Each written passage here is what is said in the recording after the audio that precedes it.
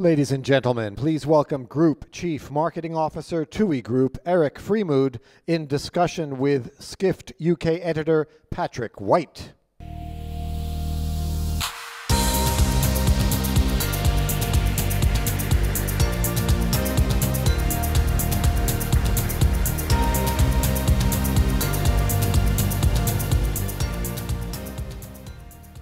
How's everyone doing? Are you hanging on in there?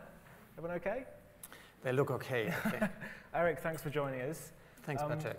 We were talking backstage about TUI, and I kind of had the impression that everyone knew who TUI was. And Erik, you were kind of maybe a little bit unsure. I mean, everyone here knows TUI as a company.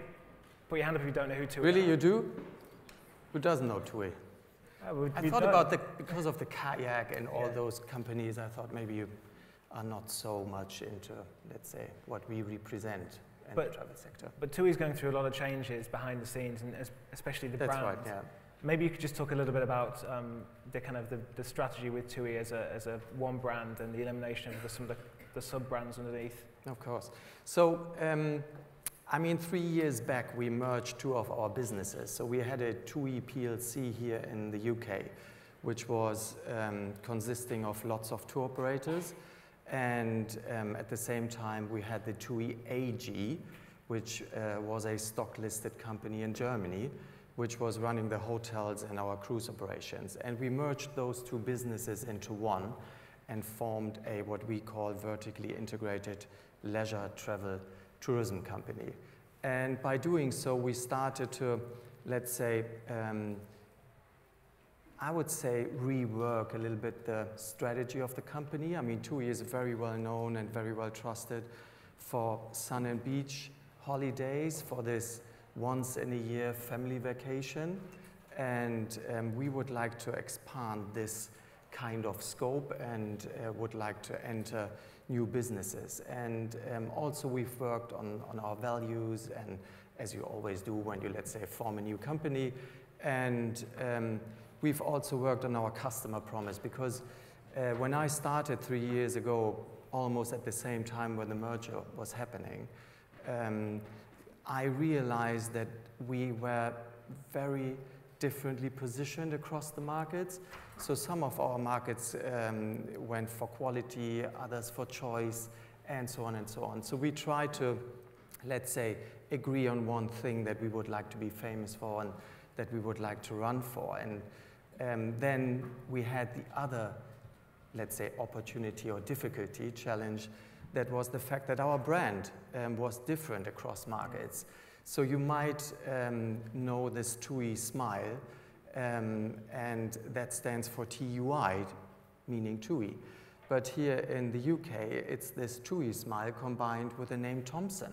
Thomson, first choice of both, really, really long established brands, very famous in the UK. Are you worried about the reaction to those disappearing, which is about to happen? I think it's the end of this year, isn't it? You're going to change the signs and rebrand as TUI. Are you worried that you're going to lose some customers, or people aren't going to go with you? I'm always worried, but to be honest, it's the last of our migration. So we started last year, and yeah, probably because it's our most successful market. So I mean, to mess it up here is then having the biggest negative impact on us. Maybe also personally on me, but so no, not really, because what we've seen is that the brand is well trusted and those things, but it also has aged a little bit, and our customers, but also, let's say, non-customers are keen to see TUI moving a little bit. And what we see from the Netherlands and also the migrations that we did in the Nordics as well as in Belgium this year is that we are able to approach younger target groups. Loyalty is going up because our, let's say, loyal customers are curious to, let's say, find out what the new TUI is about. So that's, up until now, a good success, and we are quite satisfied with that, and we hope we can continue. Do you think it will allow you to do something different, having one brand in operation as opposed to many? Do you think you'll be able to scale it and be able to sell it better? Yes, that's one aspect. The other aspect is that we have a customer journey that's very long. I mean, it starts in retail, then it goes through the airline, through destination services, into a resort. And I mean, in Scandinavia, for example, you entered a store that was named Friedrich Tresor. Then you probably entered a UK plane named Thomson. Then you landed somewhere in the destination and you got picked up by a brand called TUI. So I mean, it was really cluttered and not consistent. Yeah. And I think that's the main benefit that we see by turning everything into TUI. And your background is in telecommunications. You work for Vodafone. What do you think the travel industry can learn, or what do you think you can take from that industry to travel? I think what's really, I mean, the biggest benefit for me is that I'm now able to market a service that's tangible. When you market a mobile network, you have to put so many money into, let's say, injecting some emotions into a brand. That's not the case here. The other thing that I find really interesting is that people really talk a lot about brands and travel, but only a few companies really invest heavily into the brand. And when we started discussing our brand portfolio in TUI, it was 250 brands. It took us, I don't know, 2 weeks to have one chart where all the brands were put on. And when you then, let's say, ask people on the street, so do you know that brand? I mean, it's, I don't know, 198, no one have ever heard of. So it's this, let's say, missing link between really liking brands, but maybe not so much caring about what makes brands big and sustainable. And you mentioned the merger 2 years ago, or more than 2 years ago now, and when TUI's mentioned, it's kind of talked about as more than a tour operator now. The company calls itself is it the tourism company. Can you talk about the difference between being a tour operator and what TUI is into now and what you're going to be going into in the future? So, I mean, when we started as a tour operator, we bought hotel capacity and brought our guests into third-party hotels. And then TUI started to, let's say, come up with some concept brands.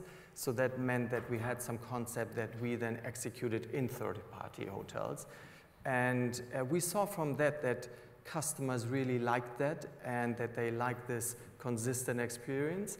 And we see better customer satisfaction, higher loyalty, and also better revenues with that. And that then, let's say, indicated that it makes sense for us to go into content. And now we've got more than 300 hotels and 3 cruise lines, and it's doing fine, so up until now. So it really helps us to lengthen the customer experience, and it also helps us to explain why TUI to customers. And we haven't really talked about the cruise industry much today, but TUI is getting into it in a big way, and you've kind of been building up over the years. What could you tell us about TUI's ambitions for cruise? Yeah, we've got Thomson Cruise, and it turns into TUI Cruise in fall this year. We add 4 ships in the coming years.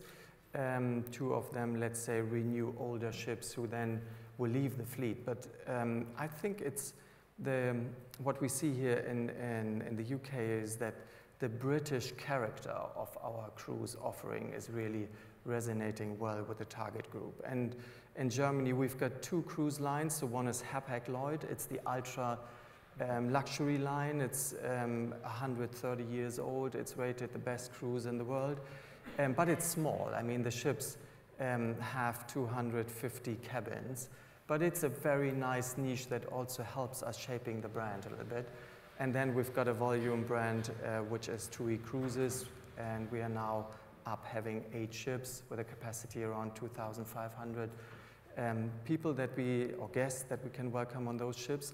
And that again helps us to have a broader offering to our customers. And as we are an infrequent purchase, we would like to create more opportunities for our customers to go with us. And TUI, you own your cruise ships, you own airlines, you own airplanes, you own hotels, you own a lot of your product. You know, we were talking this morning, we've seen people from Expedia today, they're the opposite and they don't own anything. Travel is split into these 2 areas, you know, asset light versus asset heavy. Which is the correct or best way? Ours is the correct one, but I mean, we've made good experiences with what we do, and I guess that's the reason why we continue to do those things. Obviously, I mean, this is a big industry. I think the introduction said it's the biggest industry, but we don't act like that. And I think the reason why it's so big is also because it's so fragmented, and I think this is giving lots of opportunities to all of us. So it's fine what they do. I mean, they are partners for us also, as well as competitors, but that's good.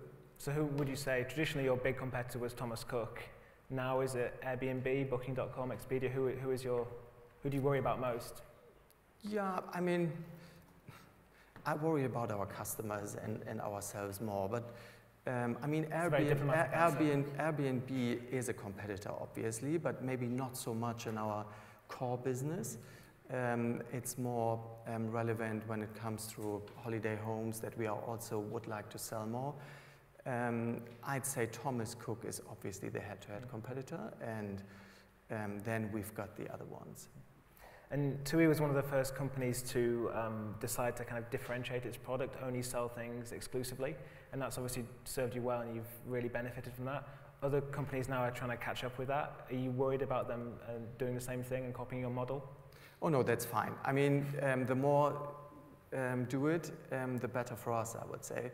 We are very well positioned. Our brands, our main brands are well known. I mean, we now reduced the portfolio down to 7 brands. We now internationalize those brands. That's also, I would say, an interesting comment maybe, that when I started, I talked to the UK business and the German business and the French business, and they said, we need to keep our local hotel concepts, and we can't have, let's say, I don't know, Germans together with the French guests, or Germans together with the Brits. And I mean, I'm not so much convinced that that's really backed by insights, but I mean... Are you going to do your bit for European integration? Are you going to make us a holiday together, Germans and Brits? Yeah, I think that can work out. And maybe it's too late though. Yeah, let's see. I mean, there are some, to be honest, when you look into the insights, there are some nationalities that get along very well and others that are more challenging. But overall... Like who? Come on. Overall. No. Yeah, I mean, I would say that the farther east you go, the more challenging it gets. Okay. But the Western European values are very similar across the market. So even British people? I think so. Okay, okay, good. So taking it on from there, if you walk down any British high street, you'll see a Thomson store. How important is retail to you, actual physical stores? And is it particularly important in certain markets? Yeah, it's very different for us. So in the Nordics, we don't have any shops left. So we just sell digitally. In Germany, we've got a lot of stores, and we've got a share of retail of about 70%. So that's the, let's say, variety that we try to work with. In the UK, it's much more balanced, so we are around 50-50, I'd say. In late season, it's maybe more 60 up to 65% digital. But we are where the customer is, and retail has a reason. And I talked to one of the CEOs last night that were presenting here today, and he said, you know what, I went into a travel agency last week, and it wasn't that bad. So I think that there is still hope. And for us, it's really about connecting the dots. So for us, it's cross-channel that's important. When someone starts using our websites and is informing himself or herself and then is entering the store, for us it's important that we are able to get the information the customer was providing to us in the internet, then also in retail. For us, it's important when someone enters the retail and has specific questions that we can talk to our people in the destinations and then can play back those kind of information. So it's really about creating a consistent cross-channel experience. But I mean, to be honest, retail is or was shrinking quite significantly over the past years. What we see though in our insights is that since 2 or 3 years, customers say, yes, I book online, but I'm not so happy by booking online, and I would like to have more recommendations and more advice. And what we see growing is the potential for retail. The challenge with that, though, is that people then say, yeah, the way you present retail currently is maybe not fitting my needs. And that is then about the question, how can we come up with new experiences in retail that's then better serving the needs of those customers who are not super happy with online, but also have some challenges with retail. Yeah, I guess the stores that were opened in the 70s and 80s are going to be very different to the ones that you would open now. I mean, what kind of things would you look to have in a next generation retail store to entice those customers in? Yeah, I mean, it's about technology, it's about the way you present the product. So, I mean, we are now taking the brochures out and, let's say, just keeping them for some very niche segments. So it's really how you engage with the customer and how you connect this then to the app and other channels. So really serving customers in the way they would like to see us serving them, and we've got lots of information that we can build into our new retail stores. And one of the biggest pieces of news from TUI this year is the kind of look to expansion into new markets. You're big in Europe. Where else can you take the brand in the coming years? Yeah, so what we did with our LTE, so-called LTE platform, is to have a virtual tour operator. Could you just explain what that is? Yeah, I mean, that's a website where you can buy what you can buy from us in a store, online by pick and choose your flight, pick and choose your transfer, pick and choose your hotel, and the other things like excursions. And we are expanding this not to the markets where we are already strong, but to markets where we are new. And we have started to present this or to launch this in Portugal, in Spain, and Italy. So in the rest of Europe, also to utilize our assets better that we have in those countries. Because you sell holidays there, so it makes sense to... Yes, absolutely. And we see a lot of Italians coming into our hotels then in August, for example. And then we expand to Southern America and also into Asia, and obviously made some corporations because you can't go there alone. You need to have some partners with you. Do you think places like India and China are possibilities in the future? Yes, I think so. I mean, it maybe not for the whole product range that we offer, but we have some products that I think fit very well to those customer segments that we see there and the emerging let's say, segment of mid-premium that we see over there. Yes, I think. And I mean, there are competitors out there like Club Med who are doing a pretty good job over there. And I think that's a proof that you can be successful over there. And Thomas Cook have signed a deal with Fosun as well in China. Yes, they're going to go in there, so that's going to be a big competitor for you. Elsewhere, I mean, what about the US? Would you ever...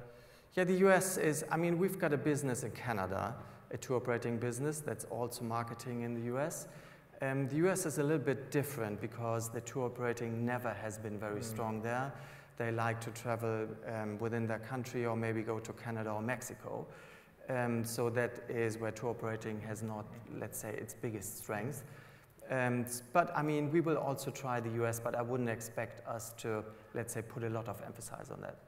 And just finally, we've seen companies today from all different sizes, from the very small to very big. I mean, can a company like TUI really innovate in travel? Are you too big to be able to do that? No, I think we can. I mean, if you take a look to our products like the Robinson Clubs, who are very famous in Germany, or when you take a look to our cruise lines, the NPS, or the Net Promoter Score, is very high. I think it's setting a standard. So I think absolutely we can.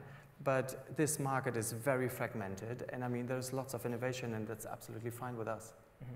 Erik, we're out of time, but thank you very much for talking. Thanks, Patrick. Really appreciate it. Yeah, thank you.